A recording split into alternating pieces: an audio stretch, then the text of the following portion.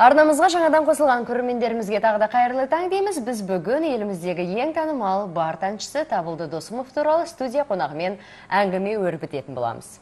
Таныс болыңыздар, Табылды Досымов атындағы Республикалық қоғамдық қорының директоры әрі ұйымдастырушысы ақын Бижан Қалмағанбетов және тележурналист Тәуірбек Бозыкенов бүгін біздің студияда қонақта. Қайырлы таң, қош келдіңіздер. Қайырлы таң, қош келдіңіздер. Көңіл күйлеріңіз қалай? Тамаша. Бүгін Табылды ағамызға арнап кеш беріп жатыр екенсіздер, концерт ұйымдастырып жатыр екенсіздер. Бүгінгі концерт несімен ерекше болмақ? Енді биыл көзі тірі болғанда Табылды Досымов 50 жасқа толған болар еді.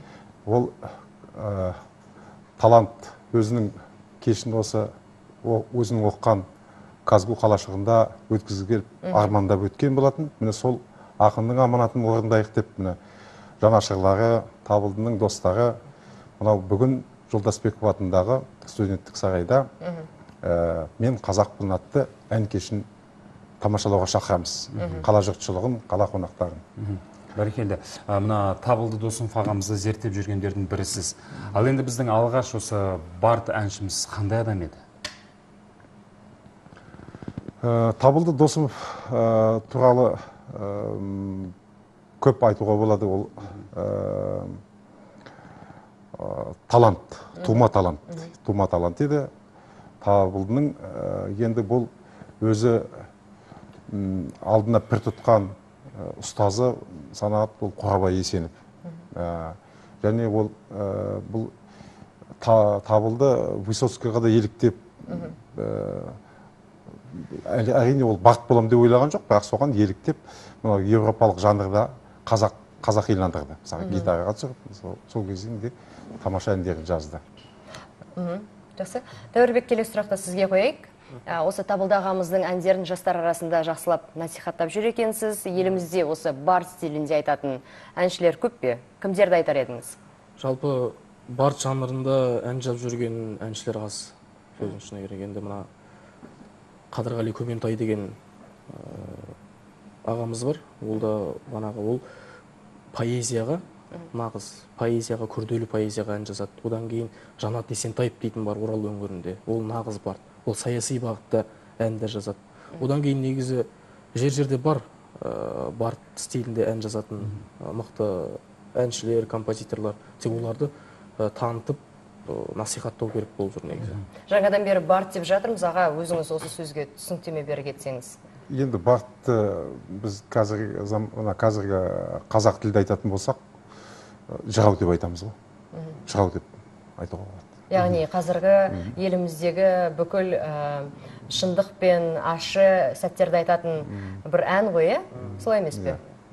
Ән арқылы жеткізу. Тәуірбек, ал енді мына гитарамен келіп сіз бүгін қонаққа, енді мына Табылды ағамыздың бір әнін орындап берсеңіз, бір үзіндісін.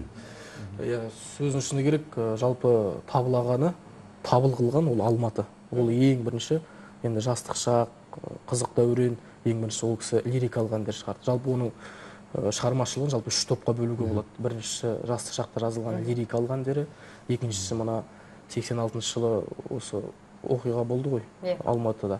Соған қатысқан желтоқсан оқиғасына сол жылдар жазылған, тәуелсіздік жылдар жазылған әндер, одан кейін үшіншісі өмірінің соңында жазылған әндер, өлеңдер. Сол ең бірінші осы Табыл ағаны табыл қылған Алматы, сондықтан да бір лирикалық әннен орындап берейін. Қыз махаббаты. Сөзі Фаризаға Оңғарсынованікі, әні Табылды Досымовтікі.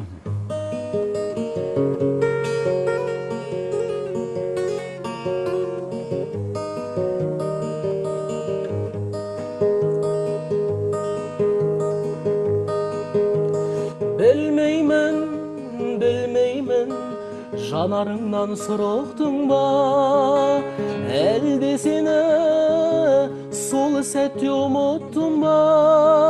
Өзің болдың әйтеуір бұл күнгәнім көтеріп ап кетіп ең бұл қымбадым аймалауыңа құнықтың ба? Өзің болдың әйтеуір бұл күнгәнім көтеріп ап кетіп ең бұл қымбадым аймалауыңа құнықтың ба? Білмеймін, тағыңда діреттім бе, алып ұшып барады жүрек мүлдем. Ойлағымда келмеді ештеңені ертем, әлде білмедім кештемеді тек ұққаным жан бірге, тілек біргем. Өзің болдың әйтеуір бұл күнгәнім, көтеріп ап кетіп ең бұл қымбадым аймалауыңа құнықтым бам. Сезімімнің қатпасында рағақтың, шуағыңды бойым аралаттың. Бақыт болып мәңгіге келіп бірге ағыл тегіл сезіммен еріттің өзің маған, өзім боп бара жаттым. Бақыт болып мәңгіге келіп бірге ағыл тегіл сезіммен еріттің өзің маған, өзім боп бара жаттым. Тәуірбек, көптеген көрермендеріміздің жүрегін бір тербетіп алдың ғой. Негізі баршамыз жақсы білеміз, Табылды ағамыздың әндерін көптеген көрермендеріміз жақсы көреді. Көз тірісінде менің 100-ден аса әнім бар, таласпай бөлісіп алыңдар депті. Негізі қазіргі кезде осы танымал әншілердің арасында қандай кісілер ағамыздың әнін орындап жүр? Танымал әншілердің арасынан «Ұнатам мен сені» дейтін әні бар, Табылды ағаның. Ең алғаш осы ән шыққан кезде Жұматай Жақыпбаев дейтін ақыны білесіздер баршаңыз. Кезінде қаған болған, өзінің қағанаты болған. Сол кісіге апарып көрсеткен екен. Аға, мен осы «Ұнатам мен сені» деген әнді шығарып едім. Осыны егер Мұқаң тірі болса, Мұқағали тірі болса, не айтады екен деп. Сол кезде әнді тыңдаған екен. Сол кезде Жұматай Жақыпбаев бүйтіп бас бармағын көрсеткен екен. Мына осы ән деп. Сол кезден бастап Табыл ағаны осы қағанатқа қабылдаған екен. Содан кейін көптеген әндері шықты. «Ұнатам мен сені» көптеген әншілер орындайды. Одан кейін Тамара Асар, Ақылбек Жеменей, Индира Расылхан, біраз әншілер орындайды. Маңғыстаулық әншілер нақышына келіп орындайды. Мынау өзінің мынау шәкірті болып саналатын Есенбай Құли деген азамат бар Маңғыстауда. Бүкіл әндерін айтады осы гитарамен. Сосын және мынау Жоламан Көшкінов деген азамат табылды. Енді осы бүткіл қазақтың жұлдыздары дейміз. 18 қараша бүгін, яғни осы Алматы жұртшылығына үлкен бір қуаныш сыйлайды деп ойлаймыз енді. Ал енді дәл қазір құрметті көрермен, осы Табылды ағамыздың өзінің орындаудағы «Ұнатамын мен сені» әнін үзіндісін көрейік, экранға назар аударыңыздар. Қас-қабағың-ай, сенің қас-қабағың-ай, жанарыңа қарауылға жасқанамын ерекем-ай, ару қыз сен бедің астананың-ай, ару қыз сен бедің астананың-ай, қас-қабағың-ай. Ақ дидарың-ай, сенің ақ дидарың-ай, сезетін бе кеудемде от күй бар ерекем-ай, жүрегімді сен неге көп қинадың-ай, жүрегімді сен неге көп қинадың-ай, ақ дидарың-ай, ақ дидарың-ай. Аға, енді осындай Табылды ағамыздың керемет әндері бар кезде, ол кісінің есімі ешқашан өшпейді деген сенімдеміз. Әңгімемізді әрі қарай жалғастырайық. Өзіңізбен бірге осындай ағамыздың кітабы мен үнтаспасын арқалап алып келіпсіз, сол жайлы айтып берсеңіз. Енді өздеріңіз білесіздер, 2012 жылы Табылды Досымов атындағы республикалық қоғамдық қор құрылды. Міне сол қоғамдық, қазір біздің өсімен басқарып отырған қоғамдық қор көптеген жұмыстар атқаруда. Ақтөбе қаласында 2 мәрте еске алу кеші өтті. Атырау, Ақтөбе қалаларында із тастап аққан бір жұлдыз атты кітабының тұсаукесері өтті. Енді біз 14 жылы Қытай Халық Республикасына барып, сонда қандастарымызға да Табылдыны насихаттап, кештерін өткізіп қайтқан болатынбыз. Мына кітаптың шығу тарихы бұлай болды.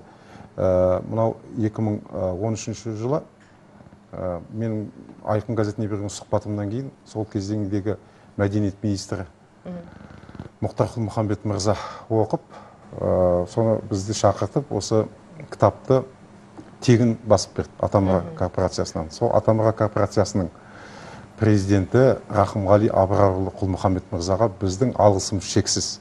Бұл мынау біздің Табылды Досымовтың ең алғашқы тұңғыш жинағы толықтырып басылған. Содан кейін мынау бүгінгі 50 жылдыққа арнап мынау Ақтөбедегі Димаш Али студиясынан Қанат Айтбаев деген тамаша Қазақстан жұлдызы азамат жігіт. Сол студиядан Табылдының үнтаспасын басып шығардық. Осы кешке арнап Алматыда қалған қыз деген. Соны мына біз сыйға алып келіп отырмыз көрермендерге. Жақсы, рахмет. Бәрекелді. Аға, осы жалпы мына Табылды ағамыздың "Мен саған ғашық емеспін", "Сағыныш сазы", "Мен қазақпын" өлеңдері жалпы ән әлемін түсінетін жандардың жүрегін жаулап, бойын баурап алатын қасиеті бар. Ал енді осы Барт ақынның мына өлеңдер жинағын жарыққа шығару ойыңызда бар ма? Өлеңдер жинағын шығарып жатырмыз. Міне кітабы шықты, қайта-қайта үнтаспаларын басып жатырмыз. Енді алдағы уақытта біз Табылды Досымовтың енді біз еске алу кешін тоқтатамыз. 50-ге толды ғой енді. Біз алдағы жоспарымыз бұл Табылдының таза іріктелген поэзияларынан фестиваль ұйымдастыру. Иә, таза Барт әншілерді Сол бағытқа арналған. Сол бағытқа тек қана. Сол бағытта соны 2 жылда бір рет өткізетін қылып. Яғни бұл сайыс болады ғой, иә? Сайыс болады бұл. Үлкен ән додасы болады. Сол кезеңде іріктелініп алынады. Табылдының өлеңін нақышына келтіріп айтатын кәдімгі біздің Қазақстанда таланттар көп қой. Міне соның бірі міне саға қазір алдымызда отырған біздің Тәуірбек ініміз. Табылдының өлеңін жете насихаттап, кәдімгі Табылдының өлеңдерін орындап жүрген үлкен азамат. Барлық әншілеріміз Тәуірбек секілді талантты болса, әрине біз қуаныштымыз. Студиямызға келіп қызықты сұхбат бергендеріңіз үшін үлкен рахмет. Енді экранның арғы жағында отырған көрермендерімізге таңғы тілектеріңіз болса, жақсы болар еді. Аға, сізден бастайық. Енді мынау барлығыңызға да дендеріңізге саулық дейміз. Еліміз аман болсын, жұртымыз тыныш болсын. Баршаларыңызға қайырлы таң деймін. Енді оянып жатқан көрермендер де бар шығар. Таңыңыз нұрлы болсын. Бәрібір арайлап атқан таң тек қана жақсылыққа, берекеге, мерекеге, тойға толы болсын. Айтқандарыңыз келсін. Бәрекелді. Ал құрметті көрермен, бүгінге бөліспек болған мәліметтеріміз осындай болды. Ал енді сөз тізгінін орыс тіліндегі әріптестерімізге береміз. Ал біз сөздерімізбен ертеңге дейін қоштасамыз. Таңғы эфирде кездескенше аман сау болыңыздар.